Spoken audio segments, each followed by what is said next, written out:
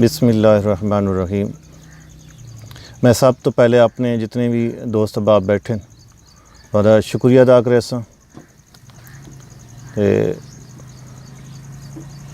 अज मकसद डॉक्टर साहब कुछ बयान दस दिता। उस तो इलावा मेरी ये कोशिश होनी है कि वो चीज़ां थोड़े सामने रखनियां जिहड़ियां असां बार बार अपनी कोताही तो अपनी इलम ना होने की वजह तो उस चीज़ के बारे आगाही ना होने की वजह तो काफ़ी सारा असां नुकसान करने बैठे होने। क्योंकि मेरा एक ज़िले के तौर पर अफसर होना और मुख्तलिफ ज़िले काम किया और मेरी हमेशा ये कोशिश रही कि मैं हर इलाके के मसाइल पर एक दफ़ा मैं ज़रूर नज़र रखे ना और हर जगह पर कोई ना कोई चीज़ां जड़ियां ना वो बिल्कुल समझ आती पेंदे कि इतने सारे जिम्मेदार भाई ना बड़ियां गलतियां करते बैठे और नुकसान करते बैठे।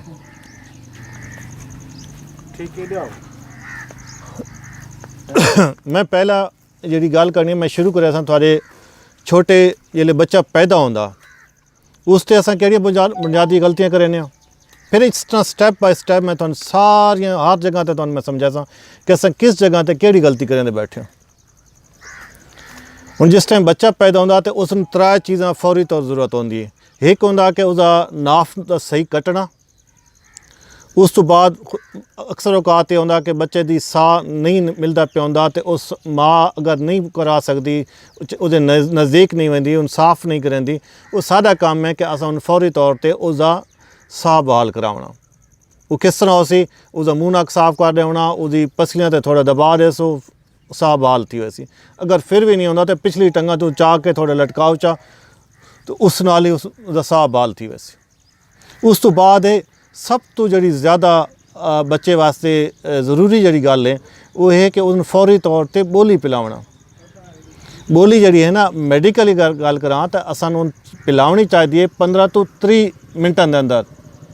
तो साडा क्या होंदा कि भाई वो बोली काट के ते लोगों तकसीम करनी और फिर उसनूं पिलावनी नहीं टाइम ते गेर नहीं कड्डी। घंटे तो बाद अगर बोली पिलासो तो उसके अंदर जी माँ का एक तोहफा आंदा पिया होंदा एक एंटीबायोटिक की सूरत वो बेचारे नहीं मिलता। ये अल्लाह ताला की खासियत है कि उसके जी अंतड़ियाँ ना जनाब उसके अंदर वो बोली जज़ब थी सकती है। उसके अंदर जी ज़रूरी चीज़ां वो बच्चा जज़ब कर सकता। अंतड़ियाँ के अंदर उस टाइम सुराख मौजूद होंगे। जिस टाइम घंटे तो ज़्यादा टाइम गुजरता वैसे तो वो सुराख उस तरह बंद होंगे वैसे ज़रूरी चीज़ां दुध जड़ियाँ वहनियां पे उसे बोली दी जड़ियाँ वहनियां पे तो जज़ब को न थी से। तो मकसद ये है कि जेड़ा माँ का उसने एक तोहफा मिलना है ज़िंदगी तो मुख्तलिफ बीमारियां तो बचण वास्ते वो उसनूं न मिल सी। वजह के कि असां कोताही की असां 15 तो 30 मिनटों के अंदर असां बोली ना पिला सके और बोली इतनी पिलाओ कि वो बिल्कुल रज वने पी पी के। उस तो बाद बेशक उन्हें अपने वजन के मुताबिक 10% पिलाते रहो। ये त्रै चीज़ां कितने जाते गलती करें ना इस नाल के होंदा कि शरह अमवात जो बच्चों की ज़्यादा हो वेंदी। मिसाल के तौर पर थोड़े डाह जानवर अगर बच्चा दिता डाह च थोड़े 2 दे या 3 दे छोटे बच्चे जो मर वैसे ये थोड़ा बहुत बड़ा नुकसान है। इस अमवात की शरह तुसां कम कर सकते हो अगर तुसां नजायदा जो बच्चा जो पैदा थींदा उसकी हिफाजत सही तरीके नाल कर गिन सोता। इस तो बाद मैं जी अगला स्टैप है वो भी थोड़े मैं शेयर कर गया। जिस टाइम बच्चा 3-4 हफ्ते का होंदा वो मैदा नहीं बनया होंदा। शुरू जिसले आसान बच्चा अस गल करा तो उसका जो मैदा है जिस खुराक हजम होनी होंगी वो कोई 30% होंदा उसका होना चाहिए। कितने बड़े जानवर होंदा 80%। वो मतलब ये कि उस टाइम वो पट्ठे नहीं हजम कर सकता। असां के काम करना जिस टाइम थोड़ा जिहा वड्डा उसी असां उसनूं पट्ठे पाने शुरू कर देने। उसका नुकसान थानू के वसी उसका आसान ये है कि अगर अपने कट्टियां ते नज़र पाओ अपने बछड़ियां ते नज़र पाओ जो छोटे खलोते हैं अगर उन्होंने पेट लटके होया तो इसका मतलब तुसां काम गलत की बैठे हो। पेट लटक गया तो उस कट्टे अगली अगां जी उसकी उम्र च उस वज़न नहीं करना। वो चाहे वो कट्टी है या कट्टा वो वज़न को ना करे सी जितना उन करना चाहिए। इस वास्ते बेहतर है कि अगर असा क्योंकि उसमें कट्टे खुराक की ज़रूरत है। खुराक के उस टाइम एक दुध असा तो ना पिला ना सकते जितनी उसकी ज़रूरत है क्योंकि वड्डा होंदा पिया ज़रूरत ज़्यादा हो गई उसकी। जी वालेकुम सलाम बैठो जनाब। ਉਸ ਵਾਸਤੇ ਬਿਹਤਰ ਹੈ ਕਿ ਤੁਸੀਂ ਉਸ ਨੂੰ ਨਾਲ ਕੋਈ ਦਲੀਆ ਪਾ ਦਿਓ, ਹਾਜੀ ਸਾਹਿਬ, ਨਾਲ ਕੋਈ ਦਲੀਆ ਪਾ ਦਿਓ ਔਰ ਉਹਨੂੰ ਦਾ ਪਾਣੀ ਰੱਖ ਦਿਓ। ਉਹ ਦਲੀਆ ਖਾਂਦਾ ਰਿਹਾ ਸੀ ਮਕਈ ਵਾਲਾ, ਪਾਣੀ ਪੀਂਦਾ ਰਿਹਾ ਸੀ, ਉਹਦੀ ਖੁਰਾਕ ਜਿਹੜੀ ਜ਼ਰੂਰਤ ਹੈ ਉਹ ਪੂਰੀ ਹੋਵੇ ਸੀ। ਉਤਨਾ ਹੀ ਜਿਤਨਾ ਉਹ ਆਦੀ ਹੁੰਦਾ ਵੈਸੇ ਉਤਨਾ ਦੁੱਧ ਬੇਸ਼ੱਕ ਉਹਦਾ ਘਟਾਉਂਦੇ ਵਜੋਂ। ਕਮਰਸ਼ੀਅਲ ਲੈਵਲ ਤੱਕ ਗੱਲ ਕਰਾਂ ਤਾਂ ਉੱਥੇ ਮਿਲਕ ਰਿਪਲੇਸਰ ਆਉਂਦੇ, ਦੁੱਧ ਦੀ ਮੁਤਬਾਦਲ ਖੁਰਾਕ ਆਉਂਦੀ, ਦੁੱਧਦਾਰ ਹੁੰਦੀ, ਉਹ ਵੀ ਅਸਾਂ ਦੇ ਸਕਦੇ ਹਾਂ। ਉਹਦਾ ਫਾਇਦਾ ਕੀ ਹੋ ਸੀ? ਫਾਇਦਾ ਹੋ ਸੀ ਕਿ ਉਹਦੀ ਖੁਰਾਕ ਪੂਰੀ ਹੁੰਦੀ ਰਹੀ ਸੀ, ਉਹ ਪੱਠੇ ਸਾਨੂੰ ਪਾਉਣ ਦੀ ਜ਼ਰੂਰਤ ਨਾ ਪਊ ਔਰ ਬਿਹਤਰੀਨ ਤਰੀਕੇ ਨਾਲ ਤਿਆਰ ਹੋ ਸੀ। ਇਸ ਤੋਂ ਬਾਅਦ ਇਹ ਕੱਟਾ ਜਿਹੜਾ ਮੈਂ ਸਮਝਾਉਂਦਾ ਬੈਠਾ, ਇਸ ਬੁਨਿਆਦ ਜਿਹੜੇ ਕੱਟੇ ਗਿਣ ਕੇ ਆਸੋ, ਇਸ ਕੱਟੇ ਵਜ਼ਨ ਕਰਨਾ ਚਾਹੀਦਾ ਨੇ ਦਿਹਾੜ ਦਾ 300 ਗ੍ਰਾਮ ਤੋਂ ਗਿਣ ਕੇ 400 ਗ੍ਰਾਮ ਤੱਕ। ਅਗਰ ਤੁਹਾਡੇ ਕੱਟੇ ਦਿਹਾੜ ਦਾ ਇਤਨਾ ਵਜ਼ਨ ਨਹੀਂ ਕरेंਦੇ ਬੈਠੇ ਤਾਂ ਇਹਦਾ ਮਤਲਬ ਹੈ ਤੁਸੀਂ ਨੁਕਸਾਨ ਚਾਹੁੰਦੇ ਬੈਠੇ ਹੋ। ਔਰ ਨੁਕਸਾਨ ਕਿਉਂ ਹੁੰਦਾ ਪਿਆ ਮੈਂ ਗੱਲ ਤੁਹਾਨੂੰ ਸਮਝਾਈ ਬੈਠਾ। ਇਸ ਤੋਂ ਬਾਅਦ ਅਗਲਾ ਆਉਂਦਾ ਜਿਸ ਟਾਈਮ ਅਸਾਂ ਦੇ ਕੱਟਾ ਜਵਾਨ ਹੁੰਦਾ ਪਿਆ ਜਾਂ ਕੱਟੀ ਜਵਾਨ ਹੁੰਦੀ ਪਈ ਹੈ, ਉਸ ਟਾਈਮ ਜਿਹੜੇ ਸਾਲ ਦਾ ਹੁੰਦਾ, ਸਾਲ ਵਾਲਾ ਕੱਟਾ ਵਜ਼ਨ ਕਰਨਾ ਹੁੰਦਾ ਨੇ 700 ਗ੍ਰਾਮ ਤੋਂ ਗਿਣ ਕੇ 1 ਕਿਲੋ ਤੱਕ ਵਜ਼ਨ ਕਰਨਾ ਹੁੰਦਾ, 1000 ਗ੍ਰਾਮ ਤੱਕ। ਸਾਰੇ ਕੋਲ ਇਹ ਹਿਸਾਬ ਨਹੀਂ ਹੁੰਦਾ। ਉਹਦੀ ਵਜ੍ਹਾ ਕਿਵੇਂ? ਅਗਰ ਇਸ ਹਿਸਾਬ ਨਾਲ ਹੋਵੇ ਤਾਂ ਕੱਟੀ ਜਿਹੜੀ ਹੈ ਨਾ ਉਸ ਨੂੰ ਜਵਾਨ ਹੋਣਾ ਚਾਹੀਦਾ 15 ਤੋਂ 18 ਮਹੀਨੇ ਦੇ ਦੌਰਾਨ, 25 ਤੋਂ 28 ਮਹੀਨੇ ਦੇ ਵਿੱਚ ਉਸਦਾ ਬੱਚਾ ਆਉਣਾ ਚਾਹੀਦਾ। ਸਾਡੇ ਕੋਲ ਕੀ ਹੁੰਦਾ ਕਿ 3 ਸਾਲ ਦੀ ਕੱਟੀ ਹੁੰਦੀ ਹੈ ਤਾਂ ਬਣਨ ਦਾ ਨਾਂ ਹੀ ਨਹੀਂ ਹੁੰਦਾ ਉਸਦਾ। ਔਰ ਤੁਹਾਨੂੰ ਇਹ ਗੱਲ ਸਮਝਣੀ ਪਊ ਕਿ ਕੱਟੀ ਦਾ ਜਵਾਨ ਹੋਣ ਵਿੱਚ ਉਮਰ ਦਾ ਕੋਈ ਤਲਕ ਨਹੀਂ। ਉਹਦਾ ਤਲਕ ਹੈ ਸਿਰਫ ਉਹਦਾ ਵਜ਼ਨ ਪੂਰਾ ਕਰਾਉਚਾ। ਜਿਸ ਮਹੀਨੇ 'ਚੋਂ ਵਜ਼ਨ ਪੂਰਾ ਕਰ ਗਈ ਉਹ ਲੱਗਣ ਵਾਸਤੇ ਤਿਆਰ ਸੀ। ਵੈਸੇ ਵਜ਼ਨ ਬਣਨਾ ਜਨਾਬ 225 ਕਿਲੋ ਤੋਂ ਗਿਣ ਕੇ 275 50 ਤੋਂ ਜ਼ਿਆਦਾ 225 ਹੀ ਹੋਵੇ ਤਾਂ ਕੱਟੀ ਬਣ ਸਕਦੀ ਹੈ।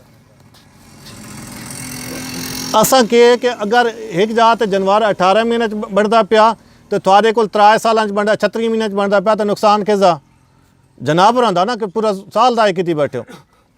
ਇਸ ਤੋਂ ਹਟ ਕੇ ਫਿਰ ਅਗਲੀ ਗੱਲ ਆਉਂਦੀ ਕਿ ਦੁਬਾਰਾ ਅਗਰ ਅਸਾਂ ਇਹ ਕੱਟੇ ਜਵਾਨ ਨਾ ਕਰ ਸਕਦੇ ਸਹੀ, ਇਸ ਪੁਆਇੰਟ 'ਤੇ ਆ ਕੇ ਅਸਾਂ ਨੁਕਸਾਨ ਕਰਵਾ ਪਾਉਂਦੇ ਹਾਂ। ਔਰ ਇੱਕ ਮਜ਼ੇ ਦੀ ਮੈਂ ਤੁਹਾਨੂੰ 'ਤੇ ਗੱਲ ਕਰਾਂ, ਸ਼ੁਰੂ ਵਾਲੇ ਕੱਟੇ ਮੈਂ ਤੁਹਾਨੂੰ ਦੱਸਾਂ ਕਿ 1 ਮਹੀਨੇ ਤੋਂ ਗਿਣ ਕੇ ਅਗਲੇ ਜਿਹੜੇ 3 ਮਹੀਨੇ 4 ਮਹੀਨੇ ਤੱਕ ਉਹਦਾ ਵਜ਼ਨ ਥੀ ਨਾ ਪਿਆ 300 ਤੋਂ 400 ਗ੍ਰਾਮ ਤੱਕ 4 ਮਹੀਨੇ ਤੱਕ। ਇਸ ਤੋਂ ਬਾਅਦ ਉਸ ਵਜ਼ਨ ਸ਼ੁਰੂ ਕਰਨਾ ਹੁੰਦਾ, ਖਾਸ ਤੌਰ 'ਤੇ 1 ਸਾਲ ਦਾ ਜਿਹੜਾ 8-9 ਮਹੀਨੇ ਦਾ ਹੁੰਦਾ ਉਹ 700 ਗ੍ਰਾਮ ਤੋਂ ਗਿਣ ਕੇ 1 ਕਿਲੋ ਤੱਕ ਵਜ਼ਨ ਕਰਨਾ ਪੈਂਦਾ। ਤੁਸੀਂ ਕੀ ਕੰਮ ਕरेंਦੇ ਹੋ? ਜਿਹੜੇ ਕੱਟਾ 6 ਮਹੀਨੇ ਦਾ ਸੀ 7 ਮਹੀਨੇ ਦਾ ਤੁਸੀਂ ਵੇਚ ਛੋੜेंਦੇ ਹੋ। ਜਿਹੜਾ ਟਾਈਮ ਉਸ ਵਜ਼ਨ ਘੱਟ ਕरेंदा ਬੈਠਾ ਜਨਾਬ ਨਾਲ ਰੱਖੀ ਰੱਖੇ ਨੂੰ ਖੁਰਾਕਾਂ ਦਿੰਦੇ ਰਹਿਣ, ਸਾਰਾ ਕੁਝ ਕरेंਦੇ ਰਹਿ ਗਏ। ਨੁਕਸਾਨ ਜਿਹੜੇ ਵੇਚਾ ਤਾਂ ਉਸ ਤਾਂ ਪੈਸੇ ਤਾਂ ਨਹੀਂ ਦੇਣੇ, ਵਜ੍ਹਾ ਕਿ ਉਹਦਾ ਵਜ਼ਨ ਉਸ ਟਾਈਮ ਕੋਈ ਨਹੀਂ। तो साल का हो सी या 8-9 महीने दो सी उन अगले 4 महीने रखो उससे बेहतरीन वजन करना। यानी कि कट्टा तुस अगर बजाय 7 महीने के वेचण दे उसने अगर 11वें महीने साल का करके वेच दो 1.5 साल का करके वेचो मुनाफा तुहानूं उत्थों मिलना जाके। मजबूरी है असां वेचने वो एक अलग गल है। इस तो बाद अगली स्टेज आती है कि कट्टी जवान हो गई तैयार हो गई और लग गई है और हुण प्रैगनेंट हो गया जानवर। उस सारे वक्त जिम्मेदार भाई गलतियाँ करें। गलतियाँ क्या काम करे सन? कोई ऐसे हो सन जेड़ा बिल्कुल उसका खुराक का पता को नहीं, उन्हें कैल्शियम पाउडर देने शुरू कर दे सन, मुख्तलिफ चीज़ां देनियां शुरू कर दे जी कि उस टाइम उसमें शायद ज़रूरत ही ना हो। और कई ऐसे सन उन्होंने अपने जानवर का पता भी नहीं और उन्होंने उस जानवर कैल्शियम की जरूरत आई, उन खुराक की जरूरत आई तो खुराक ना दसो। हुण खुराक मैं तुहानूं समझा देवां कि खुराक दे पट्ठे होने चाहिए 35 किलो एक बड़े जानवर नूं, 3 किलो तूड़ी चाहिए होंगी। ये वो पट्ठे के हिसाब है, सब पट्ठे 3 किलो 35 किलो 3 किलो तूड़ी तो 35 किलो सब पट्ठे। सारा उल्टा निज़ाम चलता बैठा। इस तो बाद एक पानी की गल करा तो कम अज़ कम दिहाड़ 50 लीटर पानी चाहिए। अगर वो जानवर दुध देने वाला है तो वो हर लीटर के पिछू 2.5 लीटर पानी चाहिए उसनूं। अगर एक गां मझ सूई है तो 14 लीटर दुध देंदी बैठी है दिहाड़ का, तो 14 का हिसाब च करो वो तो 50 थी गया उसका अपनी वैसे तो 14 लीटर का हिसाब करो तो टोटल किराए बनता 80-85 लीटर। ਹੁਣ ਤੁਸੀਂ ਆਪ ਸੋਚੋ ਕਿ ਸਾਡੇ ਜਾਨਵਰ 85 ਲੀਟਰ ਦੁੱਧ ਪਾਣੀ ਅਸੀਂ ਉਹਨਾਂ ਨੂੰ ਪਿਲਾਉਂਦੇ ਬੈਠੇ ਹਾਂ। ਔਰ ਪਾਣੀ ਵਾਸਤੇ ਮੈਂ ਤੁਹਾਨੂੰ ਵਾਜ਼ੇ ਕਰ ਦੇਵਾਂ, ਪਾਣੀ ਇਹ ਨਹੀਂ ਕਿ ਸੁਬਹ ਸ਼ਾਮ ਪਿਲਾਉਣਾ, ਪਾਣੀ ਇਹ ਕਿ ਉਸੇ ਟਾਈਮ 24 घंटे ਉਹਦੇ ਸਾਹਮਣੇ ਰਹੇ, ਜਿਸ ਟਾਈਮ ਉਹਦਾ ਦਿਲ ਕਰੇ ਪਾਣੀ ਪੀਵੇ। ਇਹ ਖੁਰਾਕ ਹੈ, ਪਾਣੀ ਹੈ, ਪਾਣੀ ਤੇ ਕੋਈ ਪੈਸੇ ਨਹੀਂ ਲੱਗਦੇ ਜਿਹੜੇ ਤੁਸੀਂ ਕਰ ਨਾ ਸਕਦੇ, ਲੇਕਿਨ ਅਸਾਂ ਨਾ ਕरेंदे बैठे। इस तो हट के इस तरह जगह का हिसाब है, जितनी उस मुनासिब जगह चाहिए होंगी बैठने वास्ते, जी हिसाब नाल चाहिए होंगी असां ना देंदे। इहदा नुकसान क्या होंदा कि जानवर खुराक ही पूरी ना मिली, जगह भी सही ना मिली और उस सही बैठने की जगह ना मिली, जानवर सुकून च ना रह गया। उस जुगाली नहीं की, जुगाली जानवर की नहीं, आराम किया नहीं, तो जानवर दुध देवना कोई नहीं। और उस तो बाद प्रैगनेंट जानवर का अगर तुसां उसका सही मुनासिब खुराक ना देंदे, उसकी जरूरत का ख्याल ना करेंदे, तो बच्चे कितने वजन दे आसन? बच्चे आसन 5 किलो दे या इस तो कोई घट आसन।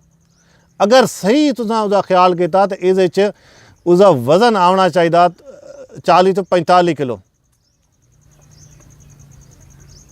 ये चंद ऐसिया चीज़ां जिहड़ियां तुहाडे वास्ते लाजमी, इस तो ना अपने नुकसान कहने बैठो। इस मैं अगर मजीद ही तुहानूं समझावन की कोशिश करा, बहुत सारिया चीज़ां समझाई जा सकदियां, लेकिन ये बुनियादी पॉइंट दसण का मकसद यह है कि इन्हां गल्लां ते अगर तुसीं थोड़ा जिहा गौर किया तो इंशाअल्लाह तुहाडे काफ़ी बेहतर होवे सी।